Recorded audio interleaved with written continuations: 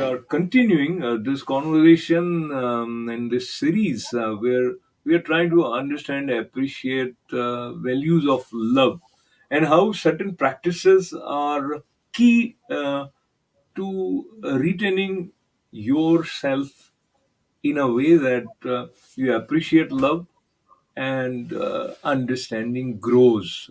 So, coming back to welcoming you for extended conversation, Mitesh and Shakti.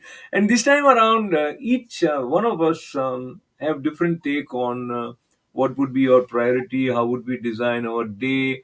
So, talking in the interest of love,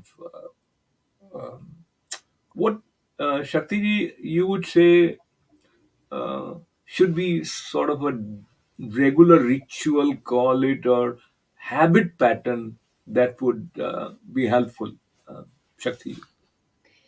Yeah, thank you. I think this is a great question, and it's time we start having these conversations because love does not have to be this unachievable, fantasized concept. It is something we can all realize as human beings.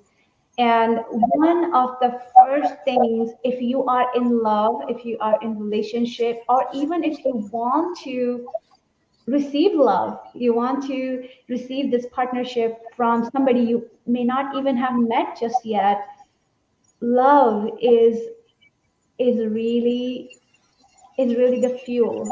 When you have love inside of you, you really don't need anything else. Really, it's like oxygen, at least for me.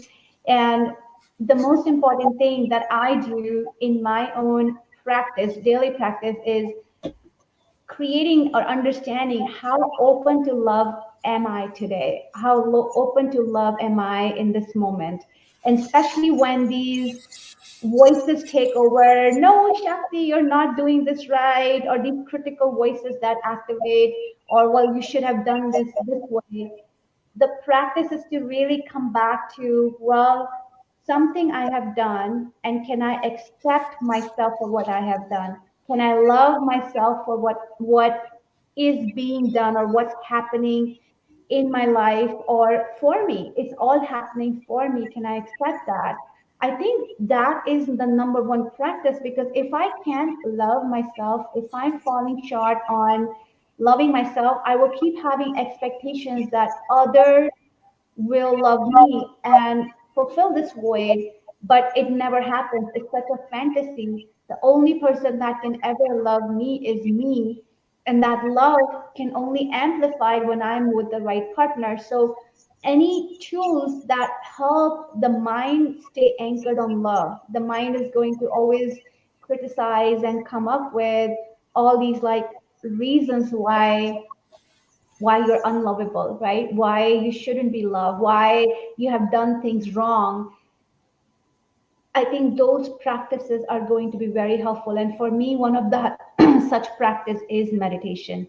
When I close my eyes, Ashokji, the whole world stops. And that's when I anchor on my breath. And that helps me process things, that helps me process my own thoughts that are not originating from love, right? That are originating from fear. That helps me differentiate what is fear of being hurt and what is true love. And I have found that every time I meditate, this capacity opens up to love myself more. And that capacity really amplifies the love that we have for each other.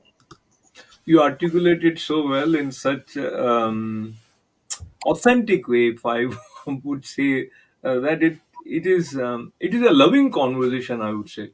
Mitesh ji, based on what we heard just now from Shakti ji and keeping it in the context of relationship, she said something which leads us to prepare ourselves that how much I'm prepared to receive love.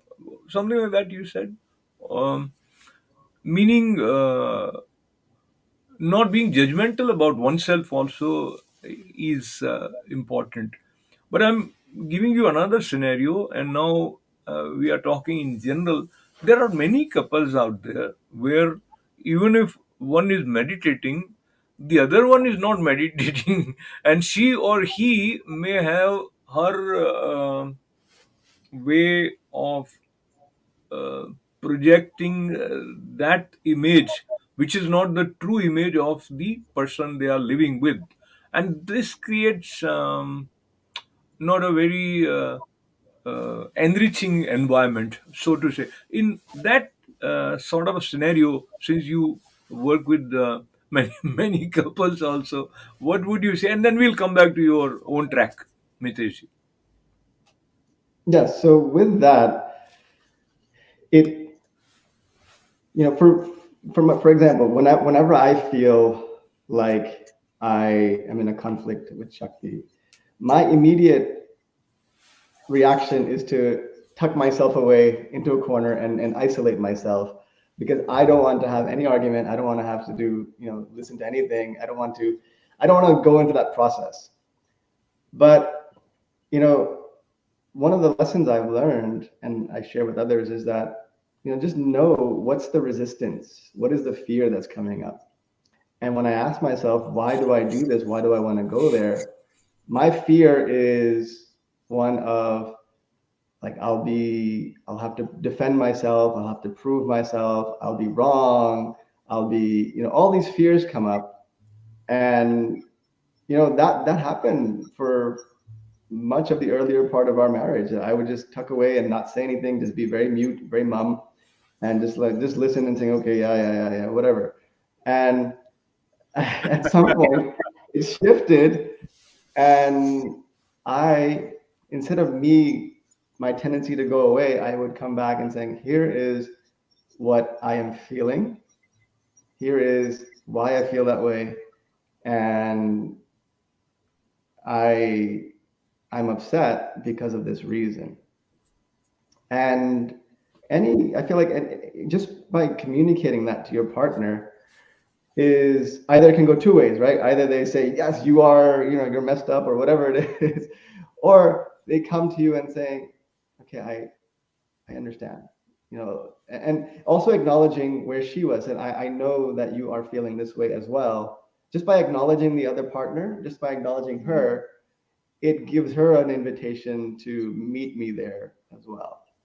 And so that was the tough lessons, which I will say and we haven't perfected it, but it's like my tendency to just notice that, hey, I was fearful, and also inviting her back rather than pushing her away is something that, it may not solve the problem. It may not, immediately, have roses and Bollywood dance, theme after that, but it will at least bring you closer to having a dialogue and saying, okay, let's figure this out. What went wrong, and how can we adjust this going forward?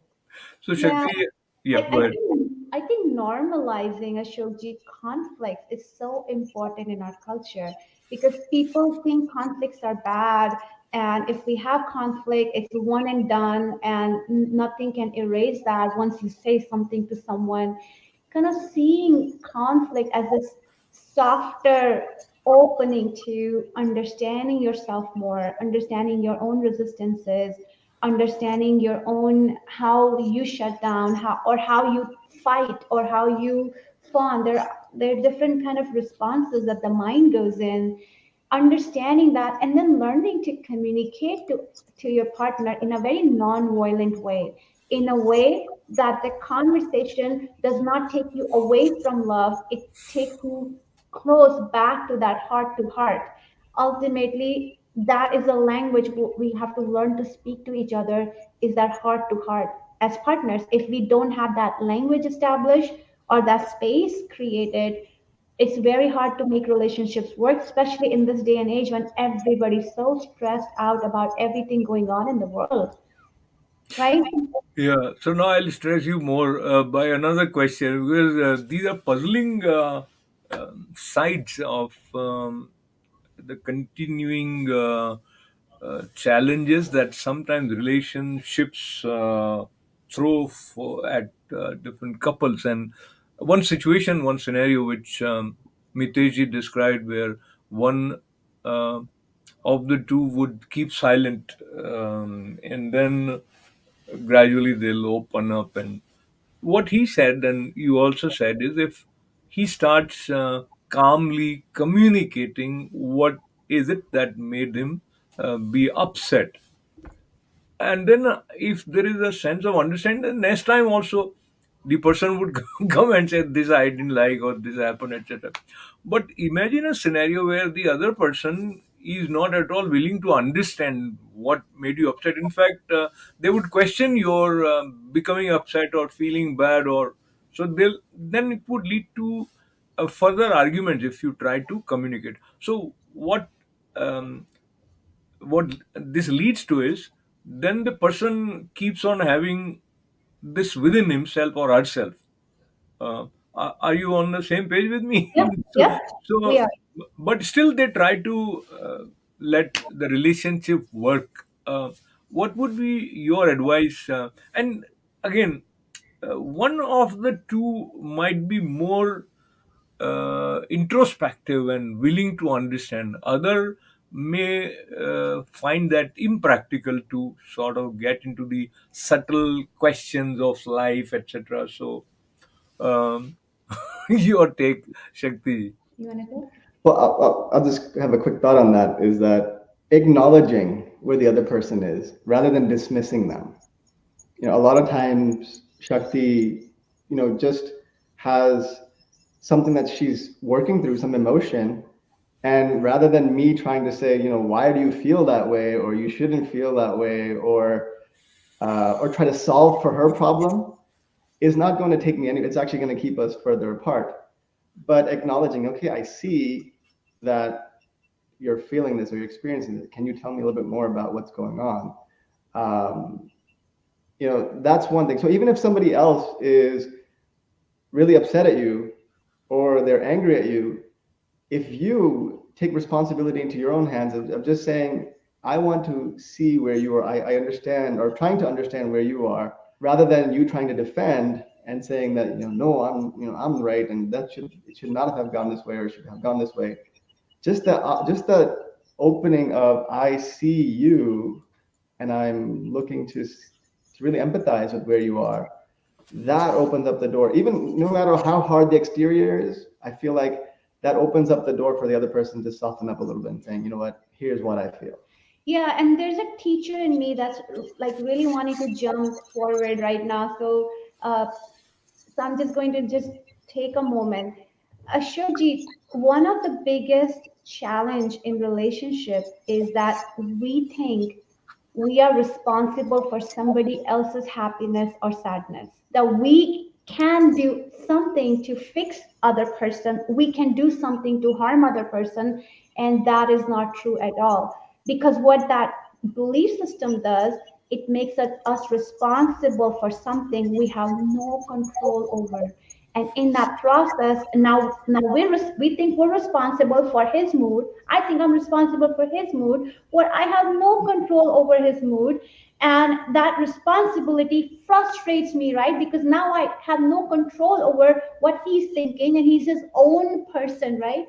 I think we need to just let that belief system go from marriages, from partnerships, and come to a place where this place is about, well, we are a team, where we're two people creating a team, and if any charge comes up, this opens up an opportunity to learn about how each other is perspective, each one of us is perceiving that charge, what that charge, what the situation is doing to each one of us, where that hurt is activating, where stuff inside us is activating. And when we open up, we realize that we can come together as a team so much more efficiently and actually use that argument to grow more. And the more we grow, the more our roots are strengthened, the more we are unshakable by these little things, the less it comes to the point where, okay, I don't know if this will work. 10 years into the marriage, I don't know if I'm in love with this guy or not. It creates a cycle of strengthening love more and more, kind of deepening that intimacy more and more. Because what intimacy is this place, can you be radically honest with your partner? Do you feel like you have to hide yourself? That's not intimacy. right? When you can be really truthful with the messy feelings you have. And let's just be honest, men have a lot of feelings too. Men have just been living in a society that does not normalize feelings for men. Some men have hearts, they have feelings, they have their rawness, they have their anger, they have all the entire spectrum of emotions open to them. And when a woman can hold space for men like that, it's powerful. It harmonizes so much within themselves, and it opens up the beautiful masculine action in such a powerful way. And it helps the family as well. Our kids are learning from each other on how we embrace emotions, how we navigate through our emotions. Our kids are always watching and learning from us. Very, very beautifully expressed, articulated, Shakti ji. And since you brought about masculine side and you brought about emotions, and we have had some well-known leaders expressing their emotions through tears at certain occasions, but still, as a prototype, men are not supposed to cry. They should not have tears. So, what is your take, Miteji, on that?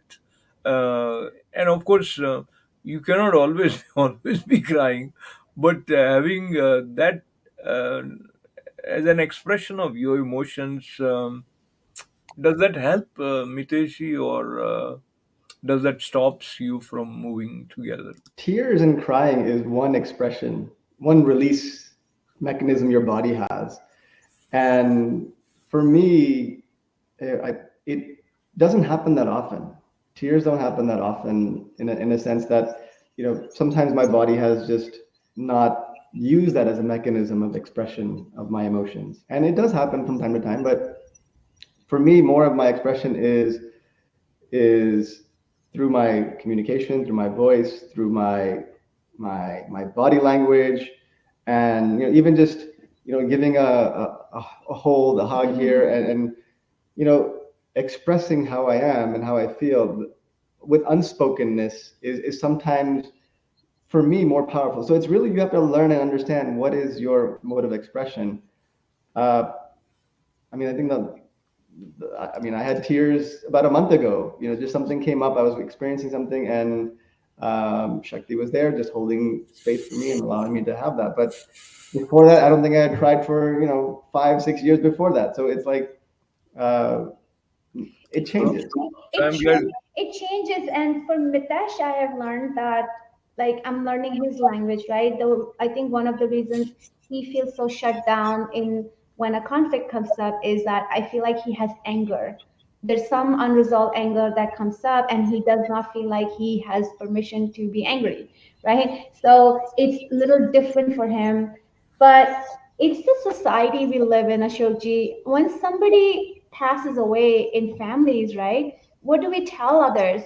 Well, rest in peace. Om Shanti Om. Be strong for your family. Be strong. And the thing is, there's no place in our culture to honor grief, to honor emotions. What does that mean to be strong? You know? The strength is in our ability to have emotions, because when we don't have emotions, what happens is chronic pain that don't go away, that doctors don't understand why you have chronic pain. Well, there are some unresolved emotions that are still sitting in the body doesn't forget. The mind can suppress emotions, the cultural programming can suppress emotions, but they still live in the body. I have clients come in who had miscarriages 20 years ago, and the grief just never had a chance to process the grief, and they come in, well, Shakti, I feel like I'm not getting promoted at work. And we look at that energy, and somehow it ties back to some things, how that old grief is affecting that woman's ability to really create a new vision for herself, to excel, to be a leader at work. This is all tied together. These are not separate parts of us. And our strength as women, as men, is in our ability to have this human part of us. This is so human. And to be able to own this authenticity, this vulnerability, and say, well, no, My mother passed away. I'm choosing to be strong by honoring my emotion, by honoring my grief. I am choosing to be strong by giving myself a release of tears. I'm choosing to be strong by talking about how I feel. Would you please hold space for me? Sorry, I'm drifting. I'm going a little off topic here, but I'm just demonstrating to you how deeply some of this cultural expectation affect our overall well-being. It affects how our body feels on a day-to-day basis. No, no, you were on the track, and the track is love, and love has so many branches. We'll come back to the part of meditation a little bit, Miteshi. Meditation, is there any way where both of you do that together, and any tip that you may share for people starting to practice meditation? Yeah, we do. I mean, we have our own practices.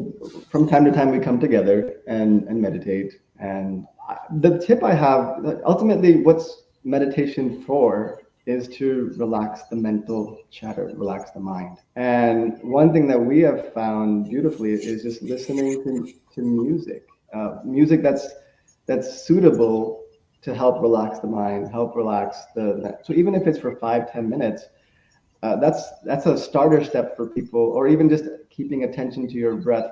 Whatever you can use as a means to relax the mind, that's going to be helpful, because once the mind settles, you actually get to listen to yourself. You actually get to hear your inner voice. You actually get to hear all the depth and beauty that you have within you. And that's really the purpose. It's not to, yeah, I mean, you can achieve high states, but that's the more advanced stages. But right now, as a beginner, if somebody wants to meditate as a couple, I would encourage that, just to sit together and listen to music or listen to something that can help settle your mind. And once that happens, a lot of beauty unfolds.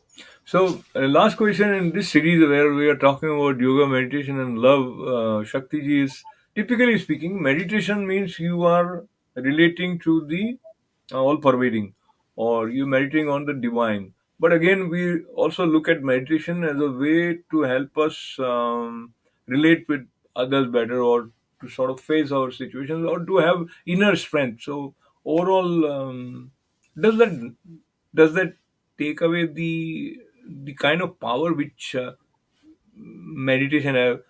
The word samadhi, I mean, the meditation is a gateway to samadhi, if I say that way. And and so then you are actually not looking at that as a destination. You're looking at meditation as a tool which is being used on the way, in a different way. Am I right if I put it that way? Yeah, so Ashokji, I am a teacher of spirituality. I teach people how to activate intuition. I've been teaching meditation for last 5 years now. I just finished a 21-day meditation challenge, so there's a lot to share on this topic. I will begin by saying it's all related. It's a misconception that meditation is a religious activity. It's not. It's part of yoga. Yoga is created to help humans really center the mind. The mind, when it's out of control, when it's not managed, it's really out of control. And it happens so subtly, it makes it so hard to catch when we are out of control. When I say out of control, I mean when we are kind of overtaken by emotions, when we are overtaken by a belief system, a thought pattern, a judgment, a expectation.